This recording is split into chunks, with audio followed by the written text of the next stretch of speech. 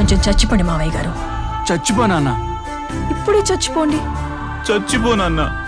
మీకు తెలియకుండానే మీ ప్రాణం పోయేలా చేస్తామండి.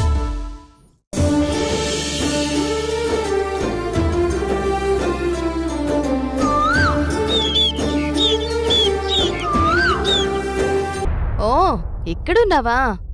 హాస్పిటల్ చెకప్కి వెళ్దాం పద.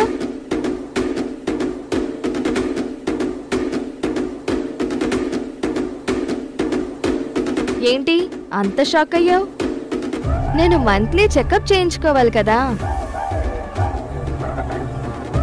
తోడుగా పిలుస్తున్నాను. నిన్ను చెకప్ చేయించడానికి కాదు.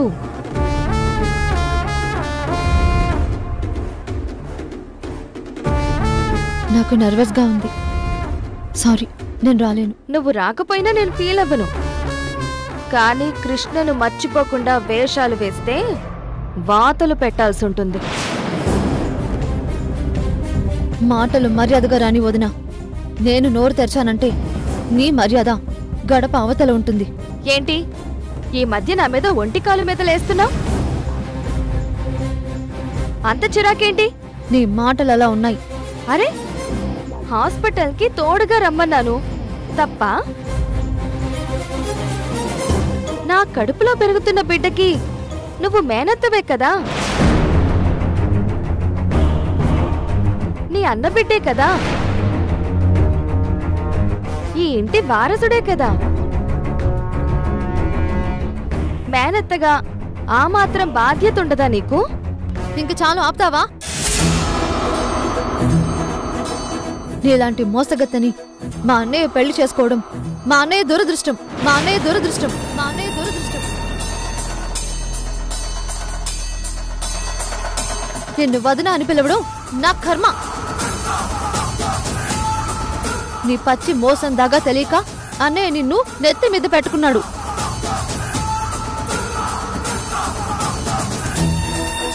ఏయ్, ఏంటే నీ మనసులో నా మీద ఇంత దుర్మార్గమైన యాంగిల్ ఉందా? నేను మోసగెత్తనా? ఎవరిని మోసం చేశానో చెప్పవే, చెప్పు. ఇంకాపై నన్ను నోరు తెరవనివ్వకు. నువ్వు నా మీద దారుణమైన నిందలు వేస్తున్నావు. ఎందుకు ఆపాలి? నీ మనసులో ఏదో ఉంది. నన్ను నా బిడ్డని చంపాలని ప్లాన్ చేసావా? చెప్పవే. ఆ కృష్ణతో కులికింది నువ్వు, మోసపోయింది నువ్వు. మీ అమ్మా నాన్నల్ని ఏడిపించిన దరిద్రపు కొట్టు కూతురివి నువ్వు.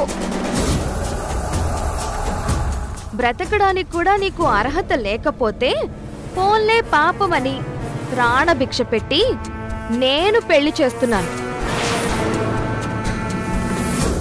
లేదు అంటే నిన్ను ఈ ఇంట్లో నుంచి తరిమేస్తారు.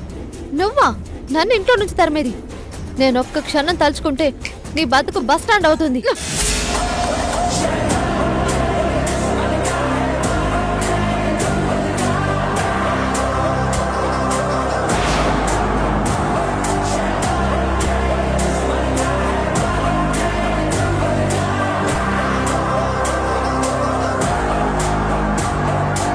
నీ హిస్టరీ మొత్తం తెలుసు. ఇప్పుడే నీ మిస్టరీ మొత్తం బయటకు చెప్తాను. ఏమన్నా? నేను మేనత్తనా?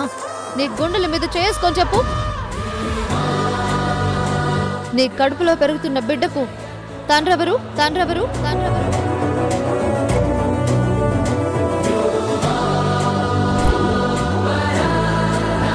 మా అన్నయ్య కాదు.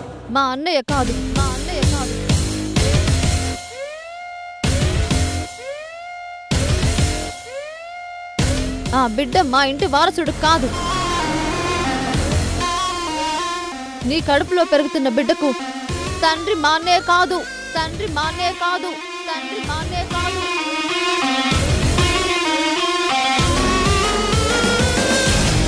ఈ ఇంట్లో అందరినీ మాయ మాటలతో మభ్య పెట్టొచ్చు, కానీ నన్ను కాదు. ఇప్పుడు చెప్పు, నువ్వు కరెక్ట్ పర్సన్వా? నిజాయితీ ఉందా నీ దగ్గర? ఈ నిజం తెలిస్తే మా అన్నయ్య గుండె పగిలి చేస్తాడని భయపడి నాలో నేను కుమిలిపోతున్నాను. అందుకే ఇంట్లో ఎవరికీ చెప్పలేదు. ఇప్పుడు మా అన్నయ్యకి చెప్తే నిన్న ఇంట్లో నుంచి గెంటేస్తాడు.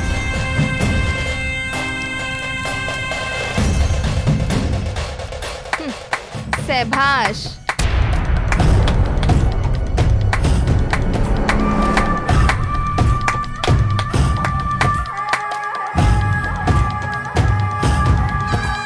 నీలో ఈ యాంగిల్ ఉందని నాకు తెలుసు.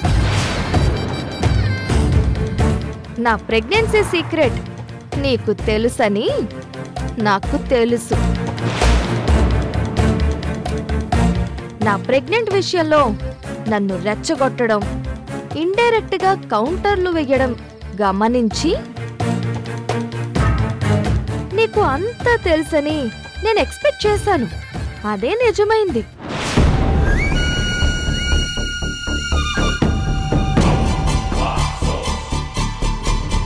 ఆ సీక్రెట్ ని బయటకి చెప్పేలా నిన్ను కావాలనే రెచ్చగొట్టాను మై డియర్ మరదలా.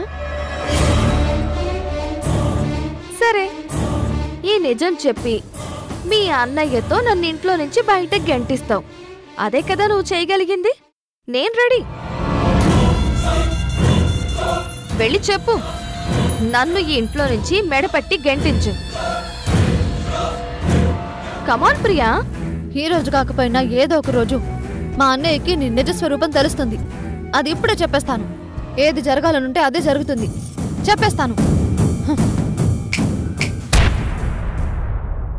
1 minute ప్రియా.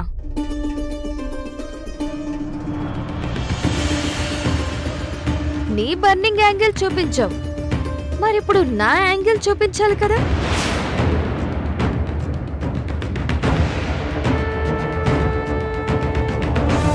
ఇప్పుడు నేను చెప్పే నా లేటెస్ట్ యాంగిల్ వింటే నీ టోటల్ ఫ్యామిలీ ఉరేసుకుని చస్తారు.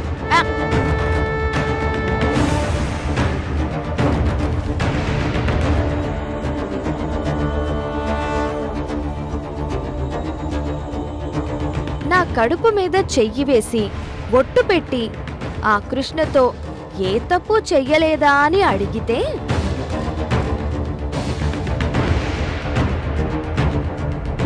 కృష్ణ ప్రేమలో మాత్రమే మోసం చేశాడా, లేక నువ్వు కృష్ణతో ఏ తప్పు చెయ్యలేదంటే నా కడుపులో ఉన్న నీ మేనల్లుడి మీద ఒట్టేసి చెప్పు.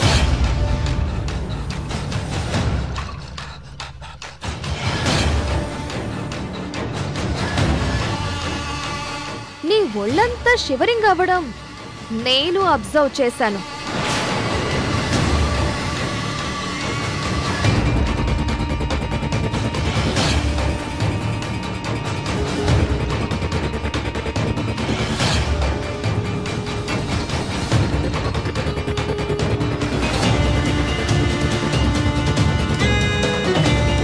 అప్పుడే అర్థమైంది కృష్ణకు నీకు మధ్య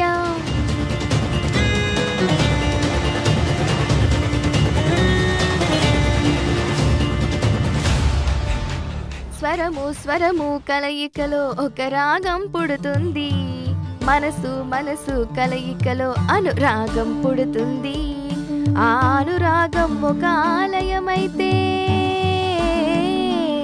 ఆలయ దేవత నీవైతే,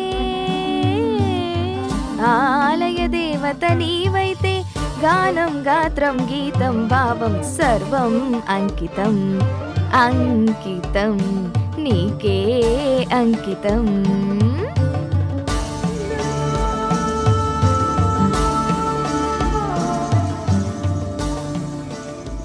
స్టాప్ ఇట్.